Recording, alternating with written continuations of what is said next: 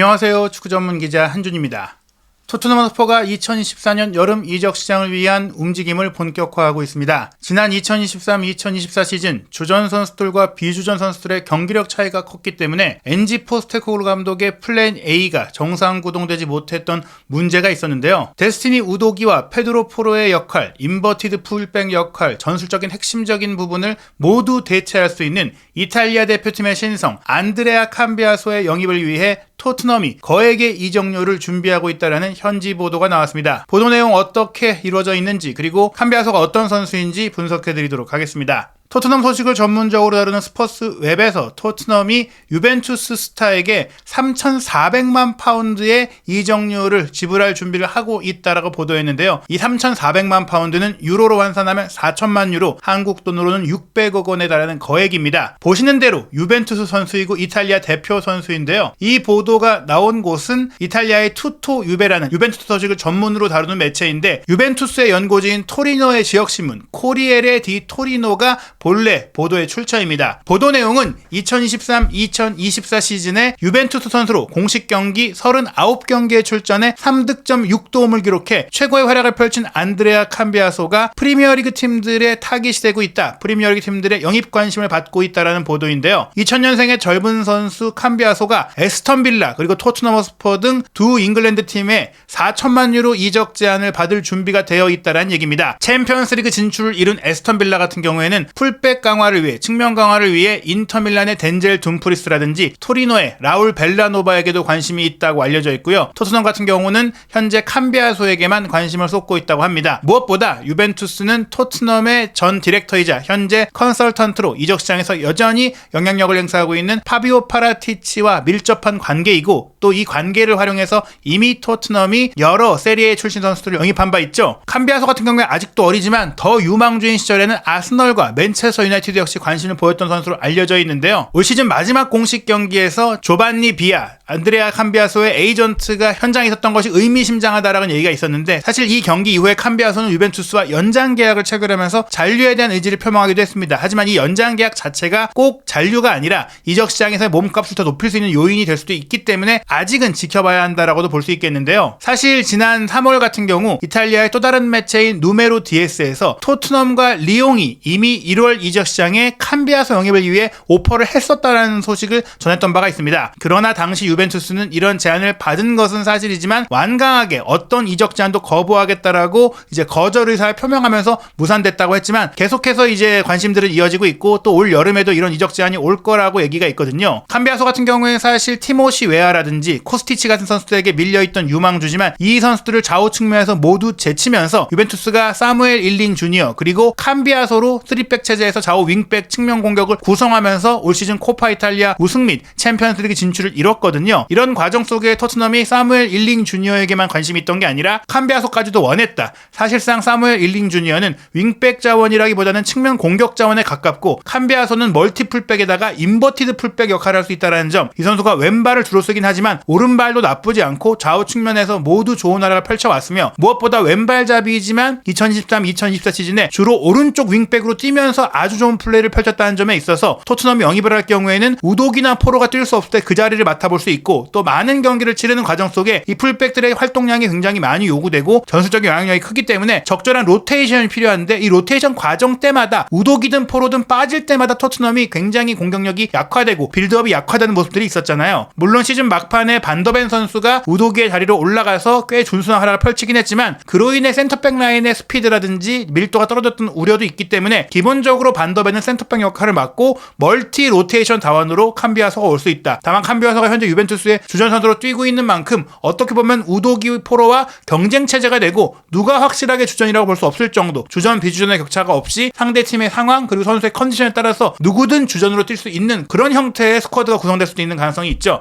물론 캄비아소가 온다면 가능한 얘기인데요. 우선 누메로 디아스 같은 경우에는 지난 1월 이적 시장 기간에 토트넘 그리고 프랑스의 올랭피크 리옹과 여러 독일 분데 분데스리가 팀들이 캄비아소 영입을 위해 공식적인 움직임을 보였지만 유벤투스는 확실하게 거절했고 관심을 갖지 말아달라고 했는데요. 이러한 과정 속에 사실은 선수 본인도 유벤투스의 생활에 만족하고 있다 보니까 이적을 적극적으로 추진하는 상황은 아니었지만 레알 마드리드 또한 관심을 갖고 있다. 레알 마드리드는 사실 구단 차원의 공식 오퍼를 전한 것은 아니지만 지켜보고 있고 레알 마드리드의 스카우트가 현장에 등장하면서 이 관심 수준이 높아지고 있다 보니까 유벤투스가 만약 레알 마드리드까지 오퍼를 한다면 거절하기는 어려울 것이다. 이런 얘기들이 있었거든요. 그러한 상황 속에 5월 24일에 유벤투스가 캄비아소와 2029년까지 장기 연장 계약을 체결을 했습니다. 이로 인해 현재 이적시장 가치 2,500만 유로인 캄비아소의 실제 이적시장에서의 협상 가격은 4천만 유로가 아닌 그 이상이 될 수 있는 상황인데요. 기본적인 프로필을 보시면 이 선수의 주 포지션이 왼쪽 풀백으로 나와 있는데 이유는 이 선수가 양발잡이로 표기되어 있긴 하지만 주로 왼발을 더 즐겨 쓰고 왼발을 잘 쓰기 때문입니다. 하지만 오른발 킥 능력도 나쁘지 않다. 오른발로도 슈팅과 크로스가 가능하기 때문에 왼쪽 오른쪽을 다 쓰고 왼쪽 오른쪽을 다 소화할 수 있는 선수라는 점, 이것이 또한 그의 강점인데요. 안드레아 캄비아소 같은 경우에 특히 어린 시절에는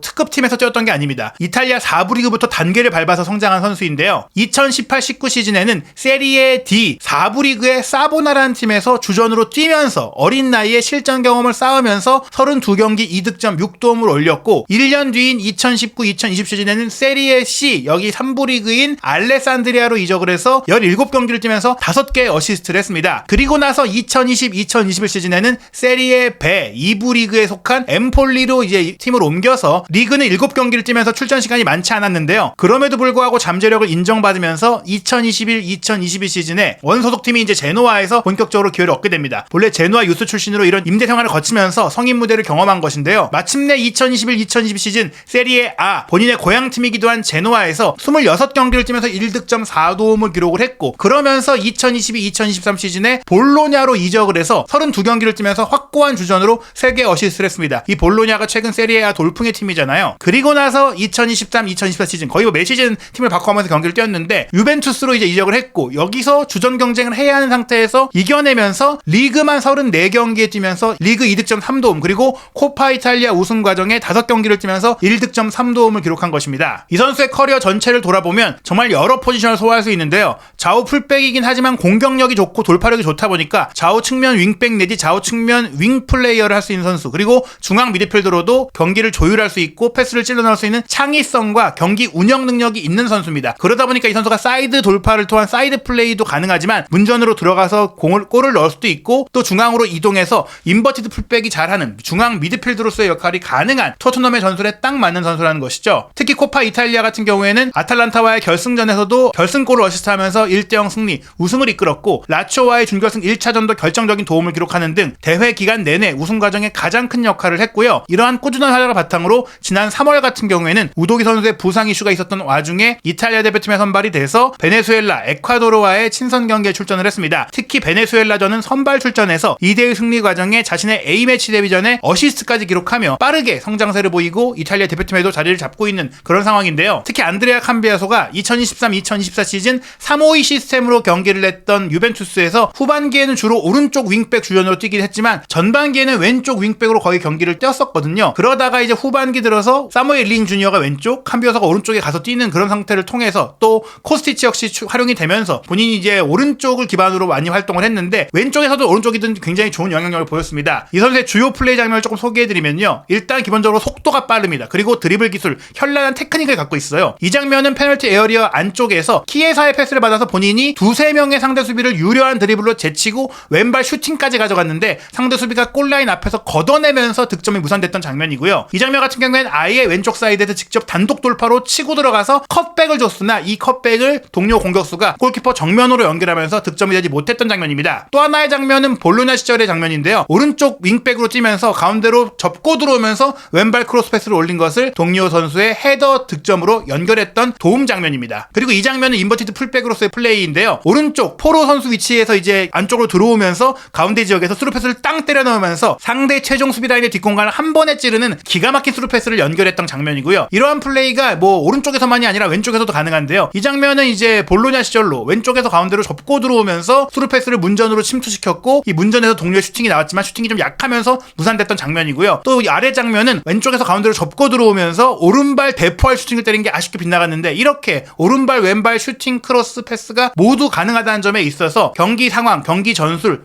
다양한 측면에 있어서 여러 역할을 소화할 수 있다는 점은 분명히 토트넘뿐 아니라 유럽의 유수의 명문팀들이 매력을 느낄 수 있는 그런 요인이라고 볼 수 있겠습니다. 에메르송 로얄이 현재 세리에에 AC 밀란의 관심을 받고 있기도 하고 저렴한 이적료의 이적 시장에 좀 나와 있기 때문에 이 선수 역시 좌우 풀백이 모두 가능한 자원으로서 또 브라질 대표 자원으로서 어느 정도 이제 관심을 갖고 있는 팀들이 있는데요. 이 로얄이 토트넘 안에서는 인버티드 풀백을 좌우 모두 커버하는 과정 속에 그렇게 기대치를 충족하지 못했거든요. 그 역할을 동시에 대체할 수 있는 게 바로 캄비아소라고 할 수 있습니다. 부상이 잦았던 라이언 세세뇽까지도 올여름에 자유계약으로 풀어주면서 계약을 해지하게 되는 토트넘의 상황인데요. 벤 데이비스가 왼쪽 풀백의 백업 자원으로 있지만 이 선수 역시 사실상 이제 하향세에 접어들고 있고 제드 스펜스도 임대에서 복귀하더라도 포스테콜로 감독이 이 선수를 내보내기로 결정했다는 얘기가 있어요. 제드 스펜스 역시 토트넘의 인버티드 풀백 전술에 맞는 유형의 선수가 아니다 보니까 결국에는 최근에 언급되고 있는 노팅엄 포레스트의 칼럼 허드슨 오도이가 좌우 측면 공격수뿐 아니라 오른쪽 윙백으로도 첼시에서 활약했던 좋은 플레이를 보였던 이력이 있다 보니까 캄비아소와 오도이를 통해서 좌우 풀백의 뎁스를 강화한다. 캄비아소가 우도기와 포로의 역할을 모두 대체할 수 있고 만약에 우도기 포로가 모두 뛸 수 없는 상황이 된다면 캄비아소가 왼쪽 오도이가 오른쪽으로 뛰는 그런 형태로도 커버가 가능한 것입니다. 여기에 최근 언급되고 있는 이제 자원들이 본머스 공격수 솔랑키라든지 첼시 미드필더 갤러거 그리고 셀틱 미드필더 오라일리 등이고 니스의 프랑스 대표 수비수 토디보도 토트넘의 영입 리스트에 올라있다는 얘기들이 있는데요. 물론 이런 영입들이 이루어지려면 기본적으로 기존 자원들을 정리하고 그를 통해 이적 자금을 확보하는 것도 필요합니다. 브라질 공격수 히샬리송 같은 경우에는 포스테콜로 감독이 남기는 결정을 내릴 수 있다. 이런 얘기도 있지만 솔랑키의 영입이 가능한 상황이라면 히샬리송을 매각하고 솔랑키를 데려오는 것이 더 낫다라는 관측들도 있고요. 티모 베르너는 임대 계약으로 그냥 끝내고 완전 영입을 하지 않기 위해서는 오도이의 영입 밀도가 좀 진전돼야 된다. 또 이런 얘기도 있습니다. 로셀소는 이미 매각을 위한 협상이 진행되고 있고 힐 선수도 아예 라리가 무대로 돌려보내는 상황이 추진되고 있고요. 호이비에르 역시 매각 리스트에 올라 있는데 어떤 팀이 구체적인 오퍼를 할지를 기다리고 있습니다. 비수마 같은 경우에는 적정한 이적료 제한이 와야만 내보낼 수 있다라는 얘기 속에서 비수마의 유무와 관계없이